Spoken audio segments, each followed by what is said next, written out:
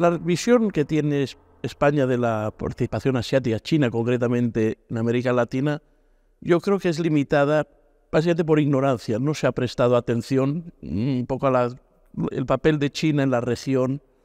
A nivel europeo, digamos, siempre se ha mirado más hacia Asia y ahora hacia África, donde la inversión china es muy abundante, pero ha dejado de prestar atención al continente americano, ¿no? Sobre todo la parte latinoamericana.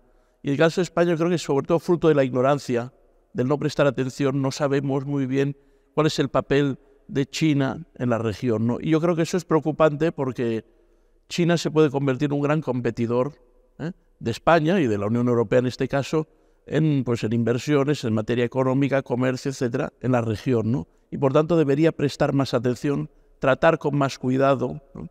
También es verdad que nos vemos a veces, desde España, vemos un poco que los gobiernos, dependiendo de su color político, pues se orientan más hacia China que hacia Europa, por motivaciones a veces puramente políticas, sino tanto económicas, y por tanto hay una visión un poco preocupada, pero también yo creo que sobre todo hay ignorancia, hay desconocimiento de cuál es la política china hacia América Latina, ¿no? Si nos hemos focalizado demasiado en cuál es la política china hacia África, donde hoy en día los chinos están invirtiendo de manera abundante, y también de la política china hacia el resto de Asia. Y nos hemos olvidado de la política china hacia América Latina. Y eso, digo, también es preocupante porque nosotros tenemos un vínculo histórico, político, cultural, social, lingüístico con América Latina, ¿no? Y no deberíamos dejar de lado esa visión, ¿no? Porque nos afectará también. No se le presta atención a la política china hacia América Latina, ¿no? Pero con Argentina sí hay un interés muy grande y hay una relación muy grande, entonces no hay problema. Lo que pasa es que España, cuando piensa en China, piensa en Asia, no piensa en América Latina, ¿no? Entonces no tiene en cuenta cuál es la política. Como además España mantiene una relación cercana a Latinoamérica, pues claro, hace que piense que por estar en esa posición no tiene que preocuparse, ¿no? Cuando debería preocuparse mucho en esta cuestión.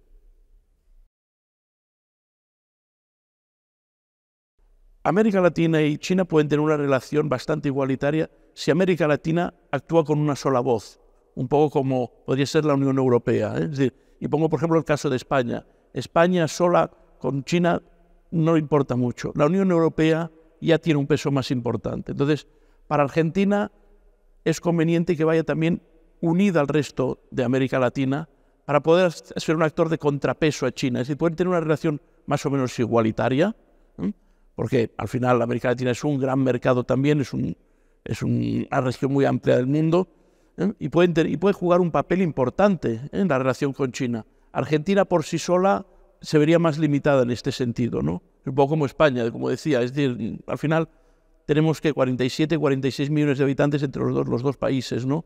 Y claro, eso para China es una cifra ridícula, ¿no?, de población. Pero en cambio, la Unión Europea, con el potencial que tiene Alemania y otros países, Argentina, más Brasil, más Colombia, más Venezuela, puede tener un peso, ¿no? Es decir, necesitan en este caso una unidad en la relación con China, sobre todo para no ser aplastados por China. Si actúan como una sola voz, podrán defender mejor sus intereses. Esa es la visión, al menos, que yo tengo, todo porque hay que pensar que China al final es uno solo. Tiene la ventaja de que es una sola voz. Pero América Latina necesita hablar como una sola voz, y eso es lo más difícil, pero debe hacerlo, como se hace en la Unión Europea, y no siempre es fácil, ¿eh? Lo veo todavía un poco lejano, ¿no? Porque al final en América Latina cada país actúa de manera en función de sus intereses, ¿no? También pasa en Europa, a pesar de que estemos en la Unión Europea, cada país actúa un poco de manera según sus intereses, ¿no? Por ejemplo, sanciones a países siempre son un problema en Europa porque cada país tiene sus intereses, unos tienen más intereses, otros no tienen intereses, ¿eh? Pero en el caso de América Latina, España en la Unión Europea siempre juega un papel muy importante, tiene sus intereses más que Polonia o a lo mejor Dinamarca, ¿no? Y en el caso de América Latina, yo creo que le falta todavía una unidad, ¿no? Porque cada uno tiene sus intereses. Hay, por ejemplo, naciones que están orientadas al Pacífico, que a lo mejor por cuestiones comerciales como Perú, como por ejemplo también Chile, pues tienen otros intereses porque hay los grandes puertos. Entonces, pues la cuestión con China, que no deja de ser una dictadura, pues es también complicada, ¿no? Entonces, pero lo que le conviene a Argentina y a América Latina es unirse. si no con una sola voz, al menos que haya unos intereses comunes que defender. Después cada uno tendrá sus intereses particulares, pero necesita hablar con unidad porque China es un gigante que si no te aplasta.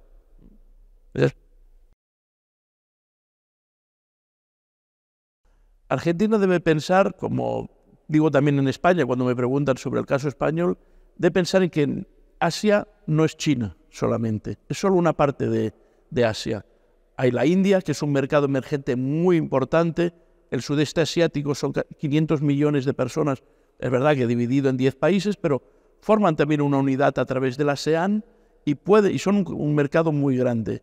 Además, no es conveniente, incluso es peligroso para países como Argentina o España o cualquier otro, centrar solo su relación con China, porque si no te ves condicionado por esa relación, ¿no?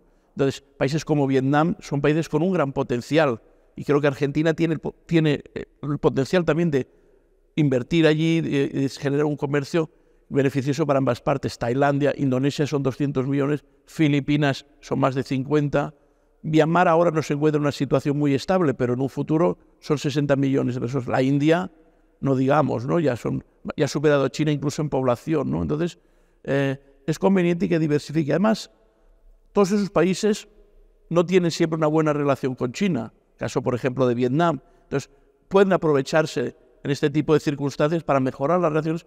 O sea, lo que China no invierta lo pueden invertir otros países en esa zona, ¿no? Eso yo creo que es muy importante, diversificar sobre todo el comercio y las relaciones con todos esos países. China es el gran país de Asia, pero no es el único país. Está Japón, Corea del Sur tiene un potencial enorme a nivel tecnológico, por ejemplo, supera a China de largo lo de las nuevas tecnologías. Corea, bueno, es una nación completamente tecnológica, ¿no? Singapur aunque es minúsculo, es una parte importante del paso del comercio por el sudeste asiático, e incluso otros países, el este de Rusia, ¿no? La zona del Pacífico también tiene un gran potencial con los recursos naturales que tiene. Entonces, lo importante creo que sobre todo Argentina, como España en este caso, deben diversificar, que su comercio no sea, es verdad que China por sus inversiones puede ser el primer comercio, pero la India es muy importante, Vietnam es muy importante. Por ejemplo, recientemente Estados Unidos ha concedido a Vietnam un trato preferente en sus relaciones, ¿no? Y si lo ha hecho Estados Unidos es porque interés tiene,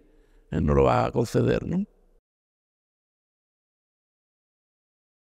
La región latinoamericana tiene un gran potencial para marcar lo que es la historia de este siglo, ¿no? Es decir, todas estas economías se han ido desarrollando en las últimas décadas y claro, Latinoamérica es un continente enorme con una gran población y además tiene una ventaja Latinoamérica que no tienen otros continentes. Está orientado al Pacífico tanto como al Atlántico, con lo cual está orientado hacia los dos polos económicos que hay, y al norte tiene Estados Unidos, ¿no? Eso, es decir, tiene el Pacífico por un lado con el potencial que hay y por otro lado tiene el lado Atlántico con Europa y también con África, que es una zona de recursos naturales muy importante y es un continente que también será muy importante en un futuro, ¿no? Que se está desarrollando cada vez más. Y Latinoamérica, en ese sentido, está en una posición privilegiada. Al final Europa tiene América sí, y ahora sí ahí, pero en este caso América Latina está en una posición privilegiada y puede jugar un gran papel en lo que es el futuro de este siglo. La verdad es que sí. Pasa que, también lo que digo, tiene que actuar unida. Perdón, un poco como la Unión Europea juega esto, porque un país solo hoy en día tiene un peso muy limitado. Imaginemos, yo decía antes que España y Argentina tienen 45, 46, 47 millones. Eso en una provincia china no es nada. Hay provincias chinas que suman más que la suma de los. Entonces, hay que actuar unidos por parte de Latinoamérica. Si Latinoamérica se une, no digo políticamente, pero a nivel, por ejemplo, monetario o con una unidad política respetando la soberanía de los Estados, como hace la Unión Europea, será imparable, porque tendrá un gran potencial. Bueno, la cuestión del envejecimiento en China es probablemente el problema social más importante que tiene China en este momento. Es decir, la política del hijo único que fue desde finales de los 70 hasta entrado ya el siglo XXI era necesario porque la población crecía a un ritmo, pero, digamos, había tenido consecuencias sociales muy importantes, ¿no? Es decir, primero, un desequilibrio entre los géneros. Hay más hombres que mujeres, casaderos, y eso ha generado problemas sociales. Después, el problema está que ha ido acompañado también del desarrollo económico. ¿Qué ha pasado? Que las familias chinas se han acostumbrado a tener pocos hijos. 1 o 2 como máximo. Entonces, ahora las familias chinas pues tienen pocos hijos por este motivo. ¿Por qué? Porque los chinos también han descubierto el placer y el ocio, viajar, no estar cuidando todo el día de los hijos. En China, además, el desarrollo económico ha llevado a un cierto capitalismo salvaje, que ha hecho que, por ejemplo, la sanidad se haya privatizado, que la educación privada sea mucho mejor, y entonces los padres invierten grandes sumas de dinero en educar a sus hijos. Por lo tanto, solo tienen 1 o 2, ¿no? Y eso, pues claro, genera que toda una generación que nació pues, con el baby boom de los años 50, 60 y 70, pues se han jubilado o se están jubilando, y además la esperanza de vida de los chinos ha crecido, y eso hace que se tenga que pagar una cantidad enorme de pensiones. Y esto, claro, genera un problema a la larga, ¿no?, de cómo pagar las pensiones a los ciudadanos chinos que van a ir jubilándose con el paso del tiempo, ¿no? Entonces, este es el gran reto demográfico, ¿no? Y ahora el gobierno chino hace lo positivo, hace campañas para que la gente tenga hijos, ¿no? Pues si tiene 2 hijos, por el segundo no paga el colegio, tiene más vivienda más grande, etcétera, etcétera. ¿Por qué? Porque han pasado de un extremo al otro, ¿no? Y eso también es una característica un poco china. China tiende a veces a ver solo las consecuencias del problema y no las causas, ¿no? Y entonces, por ejemplo, yo lo trato en mis clases, el tema de la obesidad en China es un problema creciente, ¿no? Sí, porque hoy en día los niños chinos quieren todos al McDonald's, quieren ir todos a comida rápida, y hay por toda China, incluso cadenas chinas siguiendo el modelo McDonald's, ¿no? Y entonces, en China no se controla la grasa de los alimentos, el peso, etcétera. Entonces, ¿qué sucede? Que hay una generación de chinos que cada vez es más obesa. Y claro, eso genera problemas de salud también, que también tiene un coste en la sanidad. Y después, China, ¿cómo lo ataja? En lugar de preocuparse por que no se coma eso, va más hacia las dietas, que se promuevan las dietas, el ejercicio, en lugar de decir, oiga, pues no deje que las carnes tengan ese nivel de grasa, etcétera, etcétera. Este es un problema que también tiene China, pero China tiene muchos problemas que tendrá que afrontar a lo largo de este. Estos son algunos, pero después su relación con el mundo también. ¿Qué papel quiere jugar? Ya es una potencia, pero ¿qué papel quiere jugar? ¿Quiere jugar un papel más neutral o más partidista? ¿Cuál es la relación con sus vecinos? Que también este es un problema. Nosotros no nos afecta tanto porque no somos fronteritos con China, estamos alejados con China, pero Vietnam y China tienen una mala relación, Corea también tiene una relación. ¿Por qué? Porque China cada vez quiere ser más, quiere dominar más, en lo que se llama el soft power, ¿no? El poder blando, a través de la economía, ¿no? Los chinos están comprando todo lo que pueden. Tienen muchas de las reservas de oro de muchos países, han comprado reservas de oro. Tienen también parte de la deuda que compran deuda que generan otros países, ¿no? Con lo cual ejercen esa influencia, ¿no? De hecho, Estados Unidos, una parte de su deuda nacional la tiene China, y eso genera muchos problemas. Pero China sobre todo tiene que decir qué quiere ser de mayor, por decirlo. Ya es mayor, pero ¿qué quiere ser ya en la etapa plenamente adulta? ¿Qué papel quiere jugar? Y ahí es lo que veremos cómo serán las próximas décadas. Pero no soy pesimista, ¿eh? No, pesimista no soy. Creo que se acabará. China siempre acaba haciendo una cosa que es que se acaba adaptando. Eso tiene una facilidad. China está actualmente en la 5ª generación, preparando la 6ª. Siempre China, por su forma de ser, siempre el liderazgo ha sido compartido. Si bien en la primera generación había un liderazgo muy fuerte, que era el de Mao Zedong, pero había otros líderes como Zhou Enlai, Liu Shaoqi, etc. Siempre ha habido un liderazgo colectivo. La primera generación es la generación revolucionaria por excelencia, la que llega al poder y desencadena el gran salto adelante, en transformaciones agrícolas, la revolución cultural, que de cultural tiene el nombre porque fue una ola de destrucción, ¿no?, contra el propio partido, además, ¿no? Después llegó la generación segunda, que es la de Deng Xiaoping, aunque Deng Xiaoping está entre la segunda y la primera. Es decir, Deng Xiaoping forma parte de la primera y también de la segunda, es decir, como líder, que es el de la revolución económica, de la apertura de China, ¿no? Pues a partir de las finales de los 70 y sobre todo a partir de los 80, ¿no?, donde China se abre el mundo, lo que se llamó el socialismo con características chinas, que progresivamente ha sido un capitalismo, es decir, el desarrollo económico, la apertura económica, manteniendo el sistema político, ¿no?, que se vio después en Tiananmen con la represión de 1989, ¿no? Después llegó la tercera generación, que el líder fue Jiang Zemin, que es la consolidación del poder económico chino, es decir, el gran desarrollo. China se convierte ya en un país plenamente capitalista. Desde privatiza la sanidad, la educación se ve cada vez más a nivel privado, etcétera, etcétera, ¿no? Y esta ya no es tanto esto. Y también con Jiang Zemin hay un cambio en la tercera generación. El peso ideológico tiende a disminuir en beneficio ¿de qué? Del nacionalismo como ideología de Estado. ¿Por qué? Porque el marxismo-leninismo o el maoísmo que se defendía no tiene ningún sentido cuando hemos abierto económicamente el país. Es decir, el partido se mantiene, abre incluso la puerta a los empresarios, es decir, los empresarios pueden ser miembros del Partido Comunista, pero ya es un país puramente capitalista, solo que con un régimen comunista, ¿no? Entonces, eso hace que sea un país ya muy peculiar, ¿no? Hu Jintao es la cuarta generación, que es la continuación de Jiang Zemin. Y ahora estamos en una quinta generación que es muy curiosa porque el líder actual es, después de Mao, el que más tiempo se ha mantenido en el poder. Teóricamente, según las normas, debería estar 2 mandatos, y él ya superó esa cifra. Hizo cambiar la Constitución o la ley del partido para después consolidarse, ¿no? Y ahora, sobre todo, es el papel que juega China en el mundo. Es decir, y también cómo consolidar el desarrollo económico de China, porque China ahora está frenando su desarrollo económico. ¿Por qué? Porque se ha desarrollado tanto y tan rápido que ya es muy difícil crecer. Ahora en China aparecen cosas como el paro, que antes no existía, cómo se enfrenta a este fenómeno. China ahora ya hay un punto que ya no puede vender más, porque ya lo vende todo. Entonces, ahí se encuentra con un problema, ¿no? ¿Cómo será? A nivel interno hay muchos problemas sociales, problemas sobre todo de medio ambiente. ¿Qué va a hacer con el cambio climático China? También ahí es otra. Entonces, la quinta generación es la de los nuevos desarrollos. Y se está preparando una sexta, pero todavía no tenemos claro quién serán los líderes de esta sexta generación. ¿Por qué? Porque el actual presidente Xi Jinping es tan todopoderoso que anula al resto de posibles líderes, ¿no? Pero es evidente que no va a ser eterno, ¿eh? Y va camino ya pronto de cumplir 80 años, con lo cual, más tarde o más pronto, tendrá que delegar en una sexta generación que ya está presente en los órganos de los escalafones medios y bajos del partido y del gobierno, pero que todavía tiene que dar el salto a gobernar.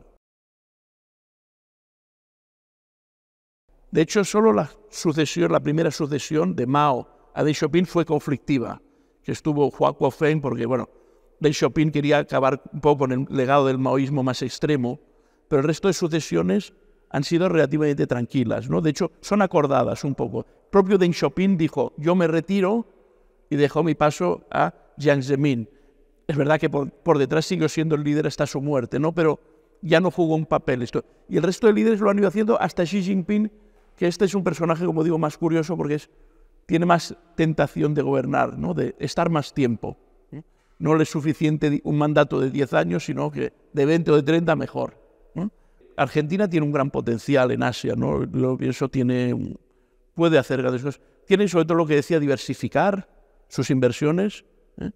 Además, Argentina, como Brasil, tiene una ventaja, y es que son los 2 países más conocidos de América Latina en Asia.